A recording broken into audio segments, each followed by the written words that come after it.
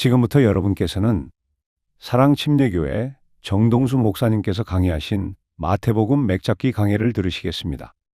강해 노트 자료를 원하시는 분들은 영상 하단에 더 보기 링크에서 다운받기 바랍니다. 예수 그리스도의 은혜와 화평이 충만히 넘치기를 원합니다. 오늘 마태복음 강의 20번째 하도록 하겠습니다. 우리가 이제 지난번 19번째 그 강의에서는 특별히 예수님께서 내 교회를 세우시겠다 한 그 말씀, 베드로의 믿음의 고백, 주는 그리스도시요 살아계신 하나님의 아들입니다 라고 하는 그 믿음의 그 고백 위에 내가 내 교회를 세우리니 지옥의 문들이 그것을 이기지 못하리라. 참 정말 귀중한 그런 말씀을 예수님이 해주셨어요. 그러고 난 다음에 여러분 마태복음 16장 가서 보시면 알겠지만 바로 21절에 그때 예수님께서 자기가 반드시 예루살렘으로 가서 장로들과 수제사장들과 서기관들에게 많은 일들로 고난을 당하고 죽임을 당하며 셋째 날 다시 일으켜질 것. 지금까지 공생애가 아마 한 3년 정도 진행이 됐을 거예요. 그 3년 동안 한 번도 말씀하지 않았던 거, 이제 내가 예루살렘으로 이제 올라가서 고통, 고난을 당하고, 그리고 결국 죽었다가, 그리고 셋째 날에 다시 부활한다. 이거를 처음 예수님이 이제 말씀을 해주십니다. 이게 끝난 다음에 예수님이 또 24절에 나를 사랑하면 누구든지 자기 십자가를 지고 나를 따라야 된다. 자기 십자가를 지고 나를 따라야 된다. 이 말씀과 더불어 26절에 가서 보니까 사람이 만일 온 세상을 얻고도 자기 혼을 잃으면 그에게 무슨 유익이 있느냐. 혹은 사람이 무엇을 주어 자기 혼을 대신하게 하겠느냐. 이 세상에 부귀영화 뭐 어떤 것 많이 있어도 우리의 생명과는 바꿀 수 없다. 아주 그 중요한 그런 말씀을 이제 해주시고, 그 다음에 이제 28절로 이제 가서 보시면 어떤 말씀이 있냐 하면 여기 서 있는 사람들 중에는 죽음을 맛보기 전에 사람의 아들이 자기 왕권을 가지고 오는 거, 영화롭게 몸이 변화되는 변화생 그 사건, 그것이 있을 것을 이제 말씀을 해주시고, 이제 넘어가서 이제 17장에 1절부터 13절에는 변화산에서 변화가 되는 이와 같은 모습 보여주세요. 그때 누가 나타나냐 하면 모세와 엘리야가 나타나서 예수님이 죽으시고 그래서 이 세상을 떠나 승천하시는 예수님의 별세에 대해서 이 두 사람하고 같이 이야기하는 거. 그래서 예수님 초림과 재림에는 구약시대의 두 대언자 모세와 엘리야가 반드시 나타나게 돼 있다. 말라기 말씀과 그 다음에 나중에 요한계시록 11장, 12장 이런 데 나오는 그 두 증인 뭐 이런 것도 이제 이야기를 이렇게 매칭을 할 수 있다. 이렇게 이야기를 드렸어요. 이게 끝난 다음에 17장 22절에서 23절에 가서 보시면 예수님이 또 한 번 예수님의 죽음, 부활을 언급하십니다. 이게 무슨 얘기냐 하면 십자가가 이제 가까이 왔다는 거예요. 십자가 이제 가까이 왔다. 다시 한번 또 이야기를 합니다. 그 다음에 이제 24절에서 27절에는 공세 내는 그와 같은 이야기가 이제 나옵니다. 공세. 자, 그래서 이 공세 내는 문제, 카이사르에게 세금 바치는 거, 이런 것들에 대해서는 마태복음 22장 15절에서 22절에 예수님이 구체적으로 말씀을 많이 하세요. 그래서 이것과 함께 로마서 13장에 나오는 이와 같이 공세받을 자에게 공세를 주고 존중받을 자에게 이런 것들 모두 이렇게 합쳐가지고 제가 그때 가서 다시 이제 설명을 드리도록 하겠습니다. 자, 그런데 여기 재미있는 말씀이 이 17장에 기록이 되어 있어요. 끝부분에 가서 보니까 어떻게 되어 있어요. 여기 베드로가 낚시를 해서 그 낚시를 하면 그 물고기가 걸려 올라오는데 거기에 돈 하나가 있다는 거예요. 그래서 그걸 가져다가 공세돈으로 이제 내라고 하는 다른 복음서에는 나와 있지 않는 아주 재미있는 그런 말씀이 이제 이 안에 기록이 되어 있습니다. 자, 여러분 이거 누가 기록을 한 거예요? 마태복음이니까 누가 기록했어요? 마태가 기록했어요. 마태는 뭐에 가장 관심이 많은 사람이었냐면 돈에 관심이 많은 사람이었어요. 세리였기 때문에. 그렇죠? 다른 사람들은 별로 이렇게 그 유심히 신경을 안 쓰는 부분을 마태는 지금 신경을 쓰고 공세를 물고기 그거 물고 올라오는 그 동전으로 내라고 하는 것까지 지금 마태가 유심하게 이렇게 보고는 그렇게 기록하고 있다는 거. 이걸 통해서 마태가 보여주고자 하는 게 있어요. 여러분 그 많은 물고기 중에 동전을 물고 있는 그 물고기를 예수님이 지금 다스리시는 거잖아요. 너 올라오라 그러니까 그죠? 저기 베드로 그 낚시 거기에 그 물고기에 걸려 올라와갖고 그걸 다 지금 공세돈을 이렇게 내는 그런 게 지금 기록이 돼 있는 거잖아요. 그렇죠?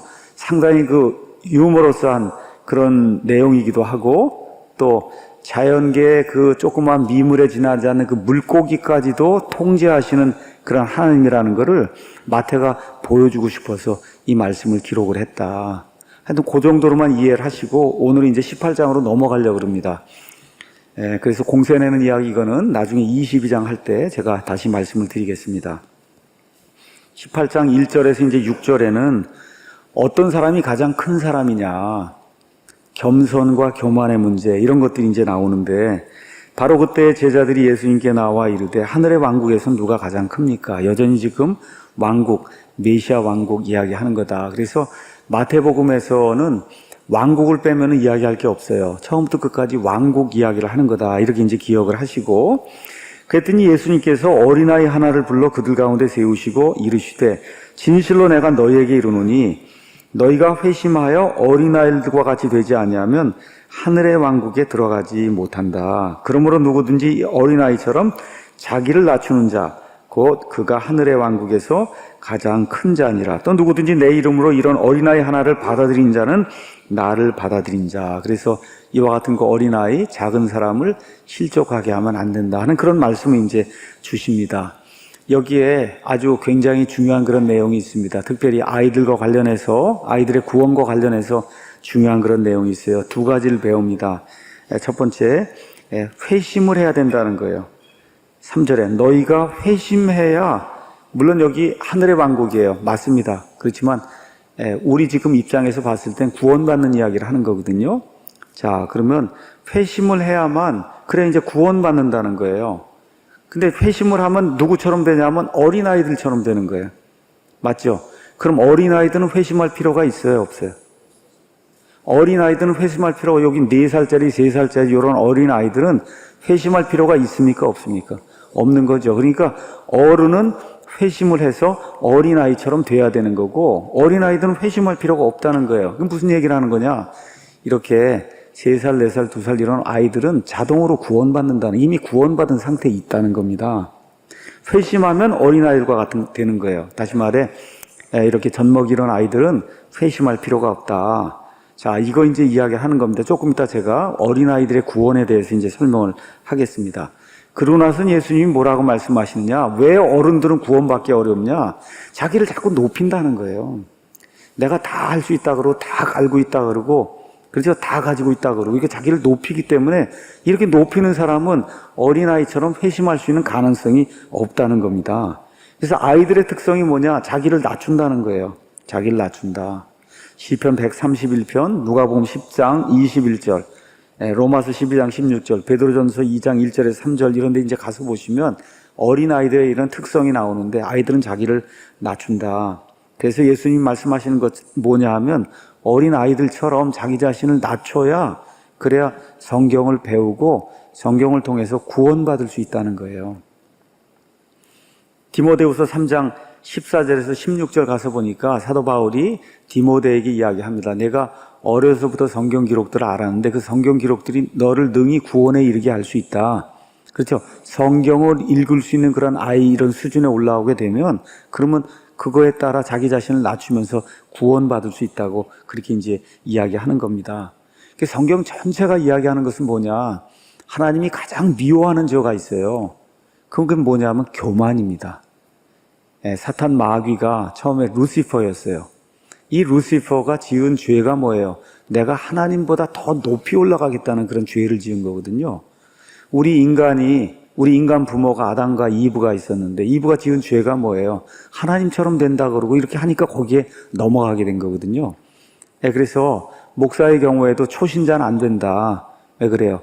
마귀의 죄, 교만의 정죄에 빠질 수 있기 때문에 안 된다. 이 여러 가지 것들을 보면 교만하면 힘들다 하는 거 저와 여러분이 이해할 수 있고 아이들은 교만을 모른다는 겁니다.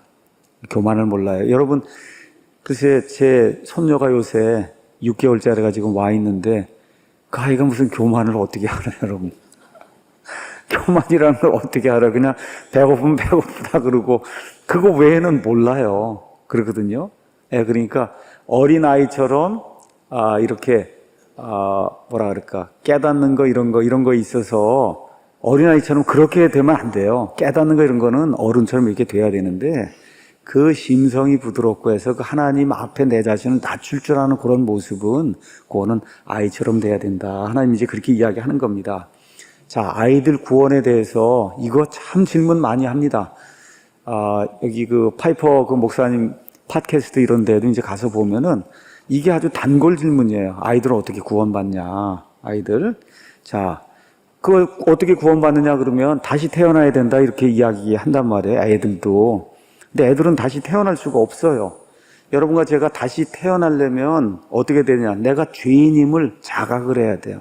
내가 죄인으로 태어났다는 게 자각이 돼야 되고, 그래서 어떻게 구원받아야 될까 하고 생각을 해봐야 되고, 이렇게 다 생각을 해보니까 여기 성경 기록에 나와 있는 대로 하나님의 말씀에 따라 예수 그리스도가 내 구원자가 된다는 거, 유일하다는 거, 여러분 유일하다는 거, 요거에 대한 지각이 딱 들어오면서 하나님 내 자신을 딱 낮추고 하나님 말씀에 제가 순종해서 예수님을 내 구원자로 영접하겠습니다 하고 receive 하는 요런 일이 생겨야 구원받는다고 성경이 이야기하는 거예요. 맞습니까, 여러분? 그게 뭐예요? 그래야 다시 태어난다는 거예요. 다시 태어날 수 있다.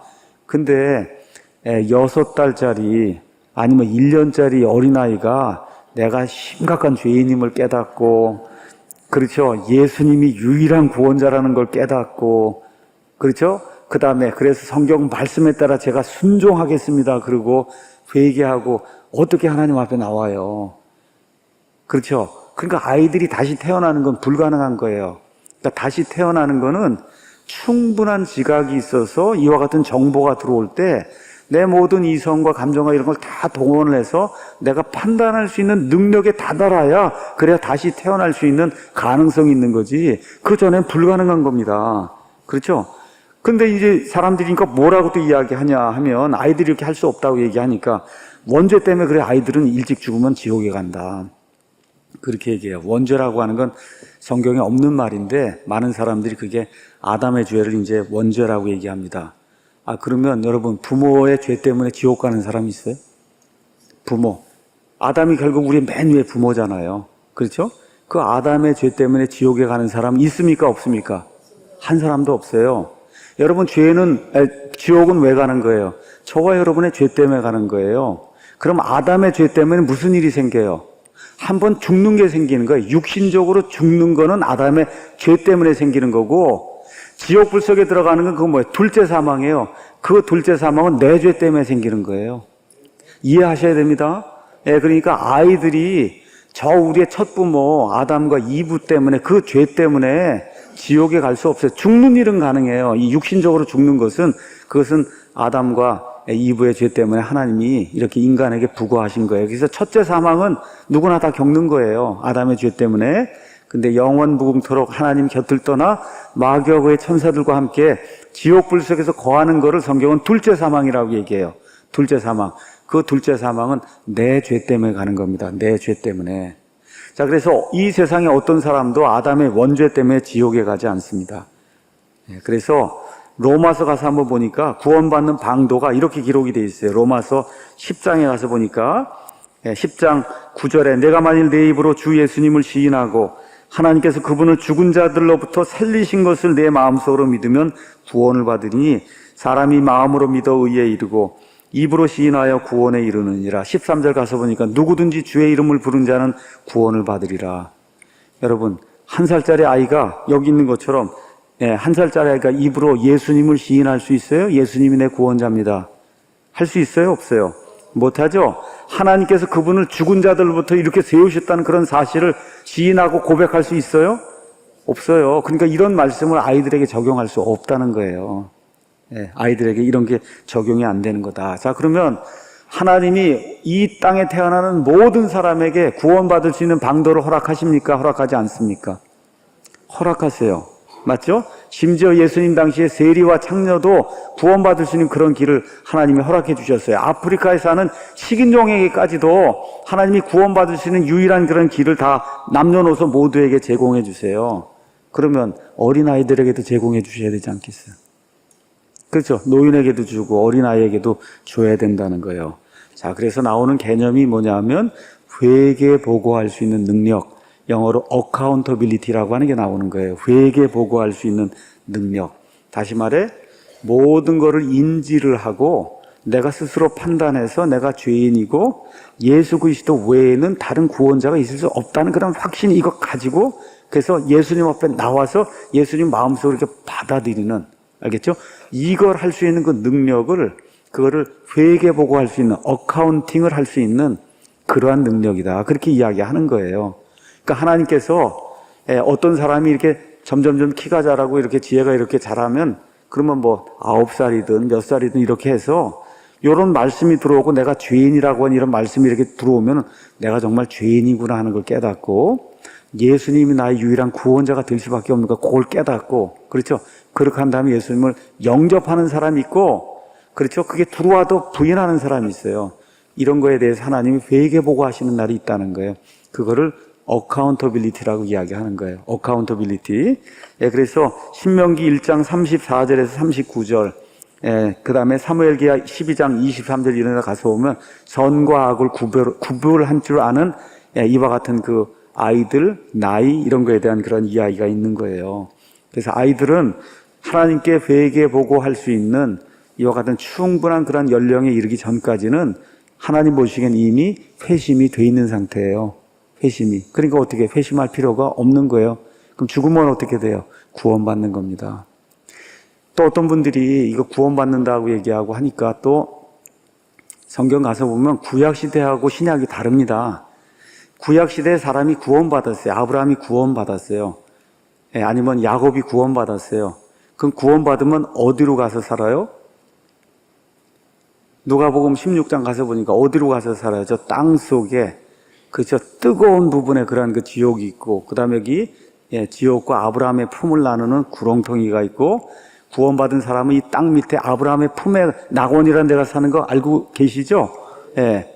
근데 예수님께서 이제 낙원에 가셨다가, 그래서 어떻게 거기 있던 모든 사람을 다 저 셋째 하늘의 낙원으로 옮겨 놓으셨어요. 그래서 십자가 사건 이후에는 저와 여러분이 죽잖아요. 예수님 안에서. 죽으면 죽는 순간 저와 여러분이 누구와 함께 있는 거예요, 이제는? 예수님과 함께 있는 거예요. 구약과 신약이 다른 거예요. 그래서 신약시대에 태어난 게 얼마나 복된 일인지 알 수가 없습니다. 죽는 순간 주님과 함께 있는 거예요. 우리 주님이 어디 있습니까, 지금? 어디에? 셋째 하늘에 계신 거예요. 뭐 중간 대피소에 갔다가 이런 거 없는 겁니다, 이 신약시대에는. 그래서 죽으면 곧바로 주님과 함께 있는 거예요. 맞습니까? 이러한 복을 우리에게 이제 허락해 주신 거예요. 자, 그래서 아이가 자신의 생각과 행동에 대해 하나님께 책임을 질 수 있을 그런 때가 옵니다. 그래서 크리스찬 좋은 가정에서 이렇게 자라나게 되면 그게 나이가 어려도 그 죄를 자각하고 하나님의 거룩하심을 자각하고 그리고 내가 죄인이라는 걸 깨닫고 하나님을 믿어야 되겠다는 게 나이가 어려도 생겨요.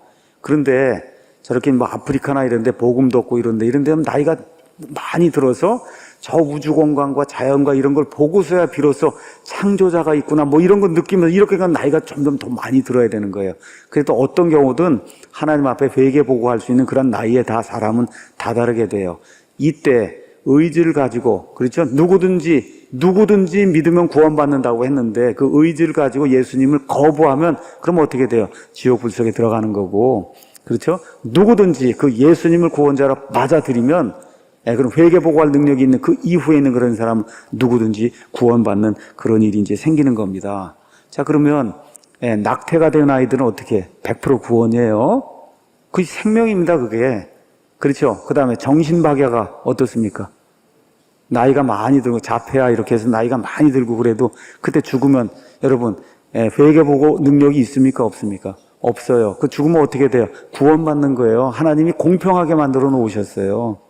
그래서 이러한 문제를 어린아이, 자폐아, 뭐 정신박야가 이런 모든 거 하나님이 구원받도록 이거 회개보고 할 수 있는 그런 능력이 없는 거니까. 그래서 이미 예수님의 피로 구원받은 것으로 하나님 그렇게 이제 여겨 주신다. 자, 이제 10절에서 이제 14절에는 잃어버린 그 양에 대한 그런 그 이야기가 이제 나옵니다. 여러분 잘 아는 것처럼 너희가 이 작은 자들 중에 하나라도 업신여기지 않도록 조심해라. 이 작은 자가 바로 어디에서 나오냐면 18장 1절에 그 어린아이가 나온 다음에 이를 작은 자로 또 이렇게 표현을 하고 있는 겁니다. 내가 너희에게 이르노니 하늘에서 그들의 천사들이 하늘에 계신 내 아버지의 얼굴을 바라본다. 그러니까 여기 작은 자는 어린아이가 될 수도 있고 영적으로 어린 사람이 될 수도 있고 하여튼 보통 많이 이렇게 가졌다거나 이런 사람들이 봤을 때 좀 연약하게 보이는 이런 사람을 지금 작은 자라고 이야기를 했는데 앞뒤 문맥으로 봐서는 이거는 아이들일 그런 가능성이 이제 큽니다. 자, 어찌됐든 그들의 천사들이 가서 보니까 어린아이들의 천사가 있다. 지금 성경이 그렇게 이야기하고 있어요. 하늘에 계신 내 아버지의 얼굴을 항상 바라본다. 아이들이나 뭐 적게 여겨진 이런 사람들이 땅에 있는데 이들을 지키거나 하여튼 도와주는 어떤 천사들이 하나님 얼굴 앞에서 이렇게 움직이고 있다는 거예요. 하나님 앞에 그들이 있다. 사람의 아들은 잃어버린 것을 구원하려고 이 땅에 왔다. 이렇게 이제 기록이 되어 있습니다. 먼저 잠깐 천사에 대해서 이야기하겠습니다. 천사, 히브리서 1장에 가서 보니까 천사에 대해서 이렇게 이제 표현해 주고 있습니다. 1장 14절 그들은 천사들은 다 구원의 상속자가 될 자들을 위해 섬기라고 보내어진 섬기는 영들이 아니냐. 저와 여러분이 구원 받잖아요. 그렇죠? 저와 여러분을 섬기도록 하나님이 보내준 섬기는 영이 천사라는 거예요. 그러니까 천사에게 경배하고 그러면 안 되는 거예요. 그렇다고 해서 뭐 천사가 우리보다 못하다 그런 이야기를 하려고 하는 게 아니라 우리 구원의 상속자가 됐잖아요. 우리 서유자 사모님 구원의 상속자가 됐잖아요. 맞습니까? 그럼 누가 있다고요? 섬기는 천사가 있단 말이에요. 섬기는 그런 천사가 있다. 예. 그러한 용도로 하나님이 이 천사들을 수도 없이 이렇게 만들어 놨다. 이거 기억을 하셔야 됩니다. 예. 자, 그 다음에 그래서 거기에 그들의 천사라고 하는 그런 이야기가 그런 의미로 지금 나오고 있는 거다. 11절은 이게 대단히 중요한 거예요. 사람의 아들은 잃어버린 것을 구원하려고 왔다. 예수님이 이 땅에 오신 목적을 하나님의 말씀이 정확하게 잃어버린 것을 구원하려고 왔다. NIV를 비롯해서 많은 현대 역본들이 예수님이 이 땅에 오신 목적을 삭제를 했습니다. 가서 보시면 없어요. 없음 그렇게 이제 뒤에 있을 거예요. 자, 이렇게 하면서 예수님이 너희 생각은 어떠냐 하고 양 100마리가 있는데 한 마리가 길을 잃으면 99마리를 남겨두고 목자가 그렇죠. 이 어린 양을 찾으러 가지 않겠느냐. 그 다음에 또 뭐라 그러냐 하면 그가 만일 그것을 찾으면 길을 잃지 않은 99마리보다 그 양으로 인해 더 기뻐할 거다. 이와 같이 이 작은 자들 중에 하나라도 멸망하는 것은 하늘에 계신 너희 아버지의 뜻이 아니다. 자, 여기 길 잃은 양이 나옵니다. 그렇죠? 이게 누구냐? 그리스도인이냐? 아니면 이런 것도 잘못 이해하면 구원받은 뒤에 구원을 잃어버린 사람을 또 이야기하는 거냐? 자, 여기 99명은 버려두고 아니면 남겨두고 한 명을 찾으러 간다는 거예요. 이것도 잘못 이해하면 99명은 별로 중요하지 않고 한 명만 더 중요한 건가 보다. 이렇게 또 이해할 수가 있는 거잖아요. 이게 앞뒤 문맥을 이렇게 보면. 그러니까 전체적인 문맥이 그런 문맥이냐. 첫 번째, 이건 구원 문맥이 아니에요. 구원한 그런 문맥이 아니에요. 이것은 7절에서 이제 9절에 나와 있는 우리가 이제 설명하지 않았지만 실족하게 하는 거하고 이제 상관 있는 작은 자들을 실족하게 하는 그런 거하고 상관 있는 그런 문제, 약한 자들에 대한 그런 문제를 이야기하는 거다. 여러분 99명이 왜 중요하지 않겠어요? 그렇죠? 근데 그 가운데 약한 사람 아니면 또 실족하는 사람 이런 사람을 그만큼 더 사랑해 주신다는 그 사랑을 표현한 거지 99명은 덜 중요하고 한 명만 더 중요하다 이런 방식으로 문제를 풀면 안 되고 이미 구원받았다고 한 사람이 잃어버렸다가 이렇게 하는 걸로 문제를 풀면 안 된다. 여기는 그런 문맥으로 이야기하는 게 아니라는 거를 기억을 하시고 아마 읽으시면 조금 좀 이해가 좀 될 겁니다. 15절에서 20절에는 범법을 행하는 형제를 어떻게 처리해야 되느냐 이런 문제가 이제 나와 있습니다. 만일 내 형제가 내게 범법하거든 가서 너와 그만 따로 있을 때 그의 허물을 그에게 일러주라. 만일 그가 내 말을 들으면 내가 내 형제를 얻었느니라. 이제 첫 번째 하는 방법. 그러나 만일 그가 내 말을 들으려 하지 아니하거든 너와 함께 한두 사람을 데리고 가서 두세 증인의 입으로 모든 말을 확증을 해라. 만일 그가 그들의 말 듣기를 무시하거든 교회에 그것을 말하되 그가 교회의 말 듣기를 무시하거든 너는 그를 이교도나 세리같이 그렇게 여겨야 된다. 자, 어떤 회중이 있어요. 이런 모임이 있어요. 이 가운데 범법하는 어떤 사람이 있다는 겁니다. 그럼 이거를 어떻게 해결해야 되겠냐? 이거는 구약 시대에 있을 수도 있고 지금 신약 시대에도 있을 수 있는 거예요. 그래서 첫 번째 제일 좋은 방법이 여기 우리 지금 신약 시대의 교회라고 생각해 보세요. 이 안에 서로 티격태격해서 문제가 생겼어요. 그럼 누가 해결해야 돼요? 당사자들끼리 해결하라는 거예요. 그게 제일 좋은 거다. 이렇게 됐는데 말을 안 들어요. 저 범법한 그 형제가. 그러면 두 번째 단계로 어떻게 하라고요? 한두 사람을 더 데리고 가면 나 포함해서 두세 사람이 되는 거죠. 그렇죠? 그래서 두세 사람이 당신이 이렇게 하지 않았느냐 하고 확증하라는 거예요. 그렇게 이야기했는데도 듣지 않으면 그러면 교회에다 이야기를 해라. 그렇죠? 예, 그러면 교회에다 이야기했는데도 듣지 않으면 누구처럼 여기라고요? 세리나 이교도처럼 여겨라. 지금 그렇게 이야기하는 겁니다. 여러분, 세리나 이교도처럼 여긴다고 하는 그 벌써 말을 들어보니까 이게 유대인들의 관점에서 이야기하고 있는 거 이해가 되시죠? 유대인들은 세리를 또 창녀를 아주 무시했고 이교도들을 어떻게 개처럼 아주 무시했단 말이에요. 지금 문맥이 그런 문맥이에요. 유대인들이 자기들 회중 밖에 있는 사람 멸시할 때 쓴 게 세리, 뭐 이렇게 창녀, 그 다음에 이교도 이랬거든요. 그런 사람처럼 여기라고 지금 이야기를 지금 하고 있는 겁니다. 자, 성경에 가서 보니까 두 종류의 용서가 있다. 두 종류. 하나는 무조건적인, 하여튼 어떻게 하든지 용서하려고 노력을 해야만 하는 그런 종류의 용서가 있다는 거예요. 그거는 개인적인 일, 또 개인적 차원에서 이제 용서하는 거. 그 용서의 근거는 예수님이 우리의 모든 죄를 다 용서해 주셨기 때문에 형제의 조그만 그런 그 잘못은 용서하는 마음을 가지고 어떻게 하든지 다 용서해 주려고 노력을 해야 된다는 그런 어느 면에서 거의 무조건적인 그런 의미의 용서가 있습니다. 우리 예배소서 한번 말씀 잠깐 보겠습니다. 예배소서 4장 31절에서 이제 32절 거기 가서 보니까 너희는 모든 쓴 것과 진노와 분노와 소리 지르는 것과 비방하는 것을 모든 악의와 함께 버리고 서로 친절히 대하며 상냥한 마음을 품고 서로 용서하기를 하나님께서 그리스도 인하여 너희를 용서하신 것 같이 해라. 예수님이 우리가 상상할 수 없는 정도의 그런 용서를 우리에게 해주셨기 때문에 그런 용서를 받은 사람으로서 서로 개개인의 이런 문제가 생기면 여러분 이게 실질적으로 이루어지긴 어려워요. 그럼에도 불구하고 그런 마음을 가지고 살아야 된다. 그리스도인 그 얘기를 지금 해주고 있는 거예요. 근데 이제 조건적인 용서가 있습니다. 두 번째 거는 이게 교회의 어떤 거하고 관련 있는 이런 경우는 교회 차원의 용서는 이거는 조금 조건이 좀 다르다는 거예요. 첫 번째 개인끼리 하고 두 번째 두세 사람 데리고 가서 같이 하고 그래도 안 들으면 이제 교회가 풀어야 될 그런 문제로 이제 바뀐다는 거예요. 여기 가서 보니까 이렇게 기록이 되어 있습니다. 18절에 진실로 내가 너희에게 이르노니 무엇이든지 너희가 땅에서 묶으면 그것이 하늘에서 묶일 것이요 무엇이든지 너희가 땅에서 풀면 그것이 하늘에서 풀린다.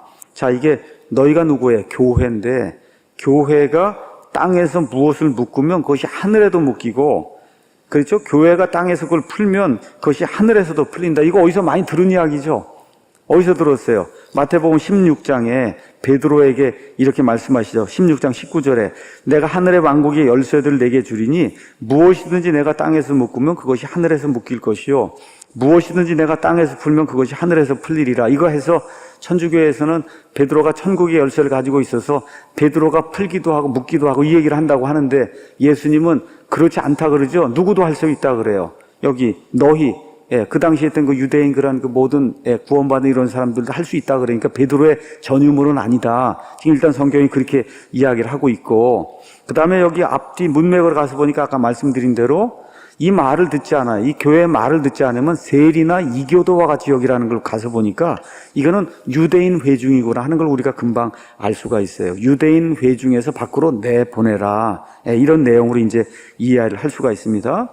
그러면서 세리나 이교도같이 행하는 이렇게 여기는 그런 징계를 내린다 해도 꼭 해야 될 게 있다는 거예요. 19절에 너희가 기도하면서 신중히 행해야 된다. 내가 다시 너에게 이르노니 너희 중에 두 사람이 자기들이 구할 어떤 것에 대하여 땅에서 한 마음이 되면 하늘에 계신 내 아버지께서 그들을 위해 그것을 행하신다. 그래서 교회가 어떤 일들을 이렇게 집행하게 될 때 신중하게 이와 같은 그 징계의 절차를 거쳐야 되고, 그것이 신중하게 성경적으로 이루어지면 그것은 하나님이 행하시는 그런 일이다. 그 다음에 두세 사람이 내 이름으로 함께 모인 곳에 나도 거기에 그들의 한가운데 있다. 그래서 이게 기도에 관한 거 맞고 교제에 관한 거 이게 맞아요. 그럼에도 불구하고 앞뒤 문맥으로 봐서는 권징과 징계와 관련된 이런 교제와 권징과 징계와 관련된 그런 기도라고 하는 걸 우리가 이제 볼 수가 있습니다. 자, 그럼 여기서 교리적인 문제가 이제 하나가 생깁니다. 지금 여기 그 권징의 원리는 구약시대나 신약시대나 이 권징의 원리는 반드시 있어야 되고 또 동일한 거예요. 그러니까 개인끼리, 교회에서 이렇게 교회 어떤 회중이 있을 때 그 멤버들끼리 문제가 생기면 멤버끼리 해결하려고 하거나, 그게 안 되면은 두세 사람이 같이 가서 하거나, 그것도 안 되면 교회에다 회중에게 이야기하거나, 이렇게 해서 풀고, 그것도 안 되면 어떻게 하라는 거예요? 밖으로 내보내라는 거예요. 그렇죠? 이와 같은 그 원리는 그 당시 예수님 당시나 예수님 전이나 지금이나 원리는 똑같은데, 여기 나와 있는 교회를 잘못 이해하면 그러면 교회에 관한 교리가 바뀌기 때문에 제가 여러분에게 교회에 대해서 잠깐 설명합니다. 여기 나와 있는 교회는 우리가 이야기하는 신약교회가 아니에요. 우리가 이야기하는 신약교회가 아닙니다. 자, 그래서 교회에 대해서 이야기하겠습니다. 여기 지금 교회 이야기하라 그러고 안 들으면 어디로 내보내라 그래요? 밖으로 해서 세일이나 이교도처럼 여기라고 하는 그 문맥을 보니까 어떤 문맥이라 그랬어요? 유대인 공동체에서 내쫓으라는 그런 문맥이잖아요. 맞습니까? 유대인 공동체에서 내보내라는 거, 출애하라는 거예요. 자, 여기 교회라고 하는 말은 지난번에 제가 교회를 한번 설명하면서 말씀드렸죠. 그리스 말 에클레시아에서 나온다. 에클레시아는 이런 어떤 많은 이런 무리가 있는데 어떤 특별한 목적을 위해서 몇 사람을 이렇게 뽑아내면 그 사람들을 그리스 말로는 에클레시아라고 얘기하는 거예요. 지금 여기 뭐 300명, 400명이 지금 예배를 드립니다. 예배를 드려요. 자, 근데 제가 야구 하려고 하니까 야구 선수 9명 나오셔 해서 9명을 여기다 세우고, 축구 선수 11명 나오셔 11명을 세우잖아요. 그러면 여기 300명, 400명 회 중에서 9명을 뺀 거죠. 어떤 목적을 위해. 그래서 11명을 빼놓은 거죠. 그럼 그리스 말로는 여기 있는 9명이나 여기 있는 11명이 그리스 말로는 뭐예요? 에클레시아예요. 이 회 중에서 특별한 목적을 위해서 따로 야구를 위해서 빼놓고, 그래서 축구를 위해서 빼놨기 때문에 이런 사람을 에클레시아라고 표현하고, 에클레시아는 번역을 하면 뭘 번역할 수밖에 없어요? 교회. 그러니까 그 야구팀도 교회예요. 교회. 그러니까 통일교니 뭐 이런 것들도 원래 교회가 아니다. 다 이름은 뭐라 그래요? 교회라 그러는 거예요. 교회. 문선명이란 누구를 위해 따로 구별된 사람들이란 뜻이에요. 그게. 신천지 무슨 교회다 그러면 예수님의 교회하고 뭐가 틀린 거예요? 그거는 이만이나 어떤 그 교주를 위해서 따로 구분된 그런 사람들의 모임이에요. 그게 교회, 에클레시아예요. 에클레시아. 그럼 여기 나와 있는 이 교회도 그리스 말로는 에클레시아예요. 에클레시아. 근데 이 에클레시아가 어떤 에클레시아냐 하면 이 세상에 수많은 민족들이 있었어요. 근데 하나님께서 이 이집트 땅에서 이 사람들을 끄집어내서 하나님의 선민으로 만들어줬어요. 그래서 구약시대 그 이스라엘도 어떤 사람이 와서 구약시대 그 이스라엘도 교회다 그렇게 얘기하면 여러분이 뭐라고 말씀하셔야 돼요? 맞습니까? 틀립니까? 맞아요. 교회예요. 어떻게 세상의 많은 민족 가운데서 하나님의 선민이 되도록 하나님이 따로 특별히 떼어놨으니까 교회예요. 근데 뭐는 아니냐? 신약교회는 아니에요.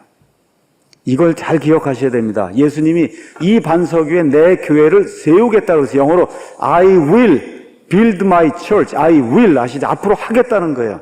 이미 있다는 얘기가 아니고 I will build my church. 그래서 앞으로 하겠다는 거예요. 여기 지금 나와 있는 것도 여기 16절, 17절, 18절 가서 보세요. 다 쉘이라는 단어를 썼어요. 쉘 뭐야? 앞으로 한다는 거예요. 앞으로 이렇게 한다는 그런 의미로 지금 이게 사용이 되고 있다. 그래서 구약시대 이스라엘도 교회냐? 그럼 뭐라 그래야 돼요? 교회입니다. 왜 그래요? 성경이 그렇게 얘기하니까. 사도행전 7장 한번 가서 보겠어요. 사도행전 7장에 가서 보시면 스데반이 구약시대 이스라엘의 역사를 이렇게 되풀이해서 이야기하는 대목이 나옵니다.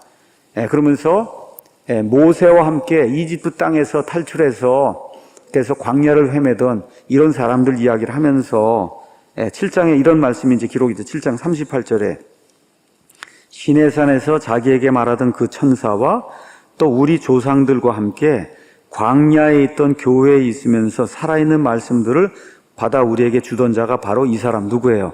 모세란 말이에요. 그러니까 모세가 어디에 속해 있었어요? 광야에 있던 교회에 있었단 말이에요. 여러분 맞습니까? 그러니까 구약시대 교회가 있었어요? 없었어요?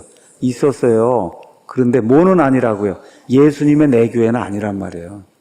예수님이 세우시겠다는 그 내 교회, 십자가 사건 뒤에 오순절 강림 때 드디어 사도행전 2장부터 시작이 돼서 그래서 어떻게 됐어요? 나중에 이방인과 유대인 누구나 상관없이 들어오고 그러다 결국은 이방인 중심으로 변해서 지금까지 이 땅에 내려오고 있는 이 교회, 한 2000년 정도 된 이 교회가 아니라는 걸 꼭 기억을 하셔야 됩니다. 그런데 이 구절을 가지고 구약시대에 교회가 있었기 때문에 그래서 이미 예수님이 교회를 세우셨다 이렇게 이야기하시는 분들이 있기 때문에 이건 교회에 대한 교리가 달라지기 때문에 교회는 뭐가 있어야만 가능하냐 하면 성령 침례가 있어야만 교회가 가능한 거예요, 여러분.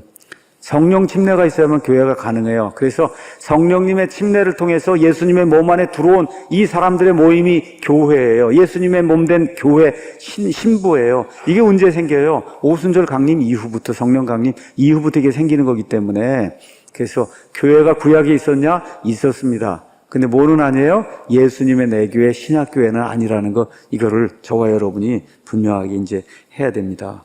그래서 17전 등에서 제가 말씀드린 대로 쉘이라는 단어를 계속 쓰고 있어요. 쉘. 이게 뭐예요? 위라고 마찬가지로 미래에 대한 거다. 이런 걸 이제 보시면 좋겠습니다. 자, 이왕 여기 이제 이야기가 나왔으니까 교회의 권징에 대해서 잠깐 이야기를 하도록 하겠습니다. 권징. 현 시대 교회의 가장 큰 문제가 뭐냐 하면 교회에서 권면과 징계를 안 한다는 겁니다. 권면과 징계가 없으면 그러면 아이들도 권면과 징계가 없는 아이들 버릇없다 그러죠, 여러분. 부모가 권면과 징계를 해서 옆으로 이렇게 가려고 그러면 이렇게 탁탁 쳐서 이렇게 제대로 이렇게 키워놔야 사람다운 사람이 되는 거잖아요. 여러분 맞습니까? 아이들 키울 때? 그래서 권면과 징계가 있는 거예요. 그렇게 해야만 올곧게 이렇게 크는 거예요. 그러니까 교회 안에도 하나님의 말씀을 받고 구원 받았어도 악한 일을 하려고, 여러분 아이가 처음에 어릴 때는 악한 일 안 합니다. 점점 크면서 옆에 거 자꾸 보고 이렇게 하면서 악한 길로 가려고 하는 걸 이 잔가지를 쳐줘야 되는 거잖아요. 교회도 마찬가지예요. 처음 구원받고 그러면 그냥 막 천사처럼 그렇게 그러다가 조금 이게 시간이 지나다 보면 교만해지고 이렇게 하면은 악한 일을 교회에 하는 사람들이 생길 수밖에 없어요. 사람이기 때문에. 그럼 뭐가 필요해요? 권면과 징계가 필요한데 많은 교회들이 그거 하면 사람이 나가고 그러면 헌금이 줄어들고 이러니까 안 하는 거예요. 이거 안 하게 되면 그럼 교회가 병들어서 교회가 교회의 역할을 할 수가 없게 됩니다. 여러분 아이 버르장머리 없이 이렇게 키워서 30살, 40살 돼서 어른도 알아보지 못하고 인사도 안 하고 이렇게 하면 그거 사람 노릇하겠어요? 성도도 똑같아요. 그런 분위기에서 자라나면 그 성도가 아나무인이 되거든요. 교회 질서가 없어지게 돼요. 그런 사람이 많이 넘치면 그럼 그 교회에서는 정상적인 사역, 섬기는 일을 할 수가 없어요. 그렇기 때문에 교회에는 반드시 권면과 징계가 있어야 되는데 현실의 교회들은 그걸 안 하려고 그렇게 노력을 많이 합니다. 그래서 집에서 아이를 징계하듯이 하나님의 아이들도 잘못을 저지르면 교회에서 하나님의 법칙과 원리에 따라 징계를 이제 해야 되는 겁니다. 근데 교회가 이렇게 권징을 할 때 중요하게 이제 생각해야 될 게 있어요. 자기를 잘 살펴보고 정말 하나님의 말씀에 합당하게. 권징의 목적은 딱 하나예요. 여러분 애가 잘못한다고 애 죽이려고 채찍질하고 이렇게 하는 사람이 있어요?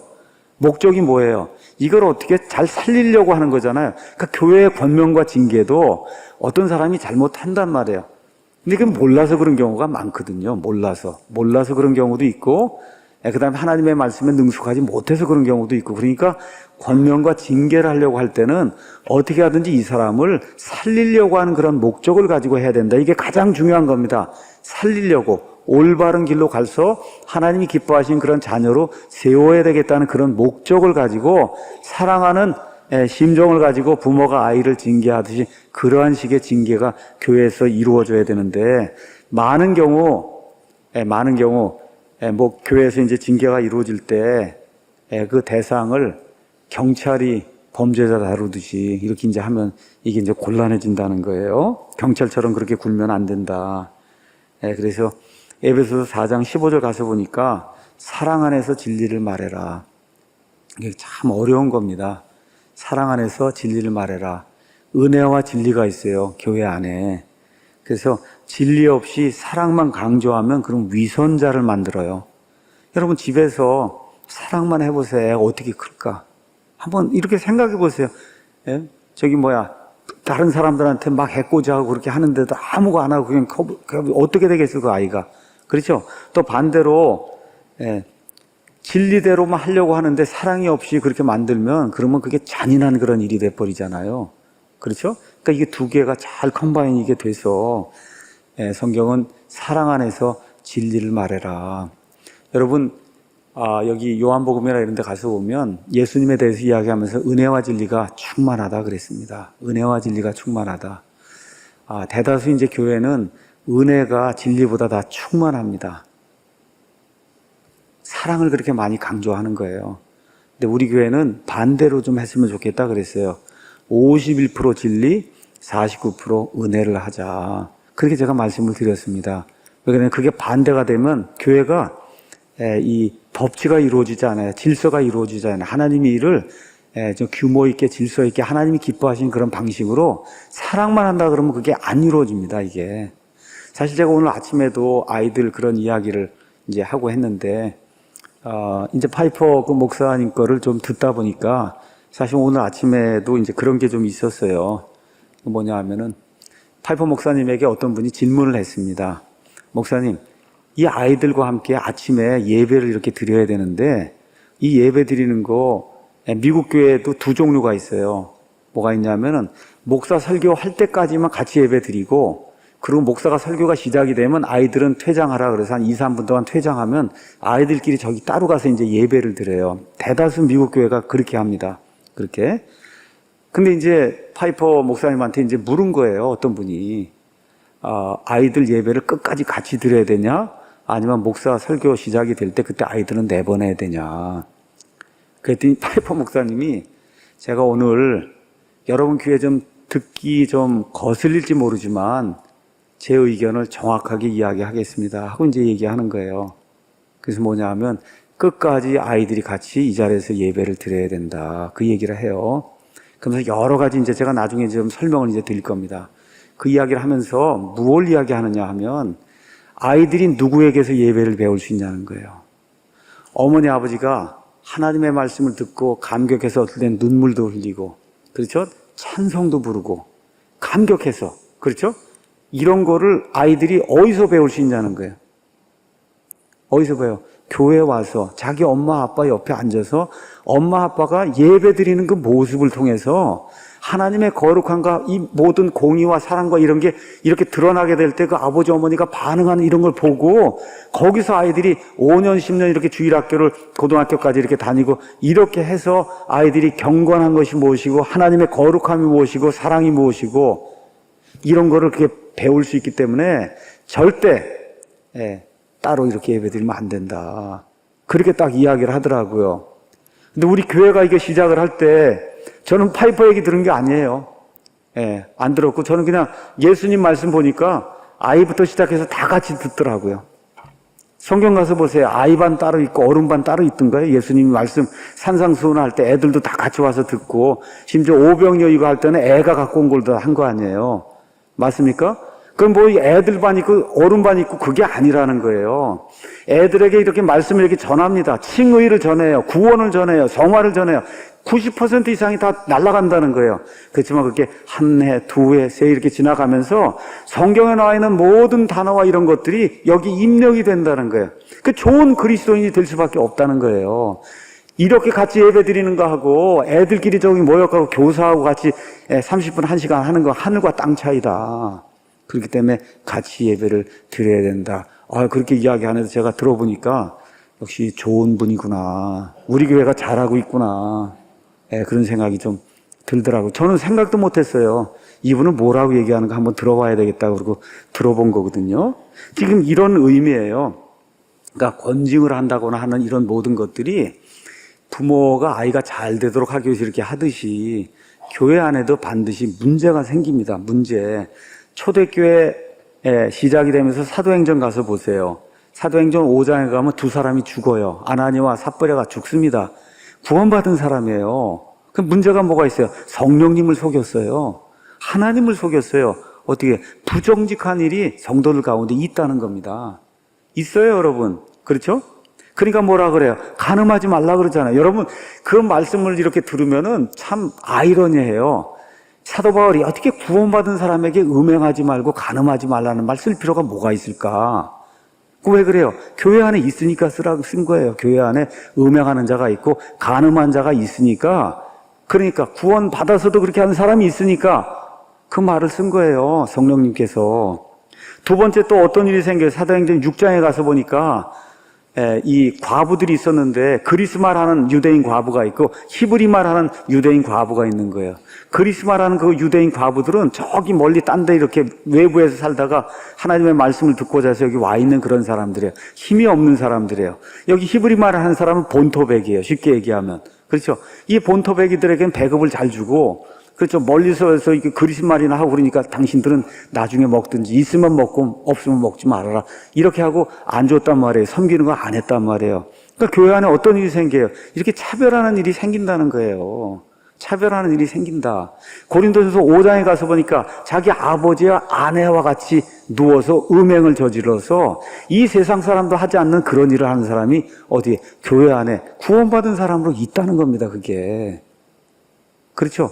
이런 문제가 있으니까, 이런 문제가 생기면 이걸 그대로 두면 어떻게 해요? 사도 바울의 표현에 따라 그대로 두면 적은 누룩이 온 덩어리를 뜨게 하는 것을 너희가 알지 못하느냐. 너희 이미 구원받아 깨끗하게 됐으니까 누룩을 제거하라는 거 아닙니까?